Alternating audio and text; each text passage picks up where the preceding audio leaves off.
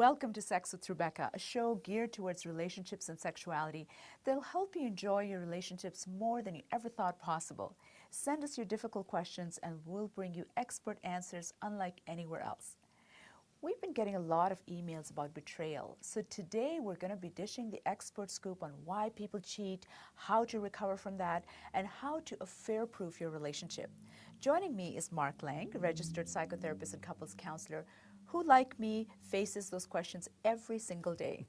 Welcome, Mark. We're so fortunate to have you joining us today. Glad to be here, of course. Well, let's get right into it, shall we, by defining what counts as cheating. How would you define it? Well, I have a kind of a broad definition when people ask about it, because I see people who are stepping on the marriage, with a partner. Others are also getting into pornography, things of this sort, and people saying, is that an affair, is that not an affair? So generally how I define cheating is sharing with someone else other than your partner that which belongs to your partner. Oh, I love that, because mine's very consistent with that too. Anything that takes emotional or sexual energy away from your primary relationship counts. Yeah. So we're along the same lines. All of this lends to trust. Trust is not a feeling. Trust is a decision. The feeling behind trust is safety.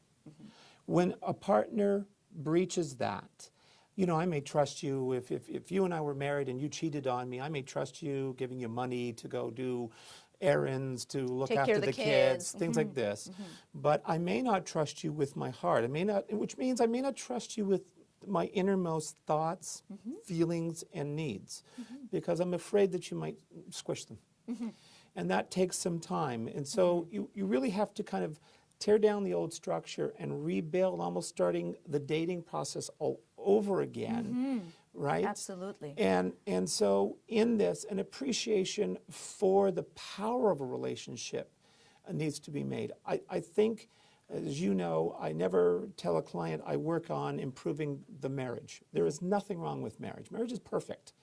Its ideals are perfect. But when two people get married and they realize that those ideals are rather lofty, what we discover is very few of us are really prepared to be excellent partners. And that's it, isn't it? And that's really the key to it. So we hold things in, or we explode, we turn to addictions, we turn to almost every way we can.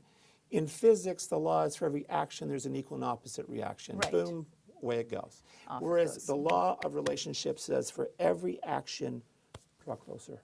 Draw closer. And that's hard to, as I say to my clients. You have to be willing. It doesn't matter how pretty the flower is on top of the cactus. It's hard to hug the cactus. That's very, very well put. Yeah. And I always tell my clients that it's important to think about what's good for the relationship as opposed to you or I. Because you may be really upset with your partner, especially if they're cheated, and you don't want to think about what's good for them. But if you think about what's good for the relationship, then it puts us in the us place instead of being opposite.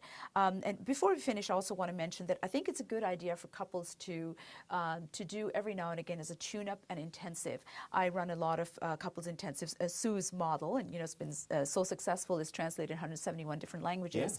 And it just gives couples the opportunity to get that roadmap to loving the right way, because most of us weren't taught how to love the right way, and we bring all the screw-ups from our families of origin and we tend to replicate them. So to break the cycle, it's good to sign up for an intensive where you can learn how to do relationships. And it distracts them from the obsessing. Because and now it's about building. The working. It's towards it's the working, towards the building. And many people say, gee, I wish I had these tools 20, 30 years ago, and they'll end up sending their adult children because they know that we need help, and that's why what we do is so exciting and we're so passionate about it. So I'm hoping that we've given our viewers enough tools to not only move away from something as tragic as betrayal, but to actually be able to rebuild. And for those who are just maybe empty nesters or have drifted apart, to have tools where they can prioritize their relationship.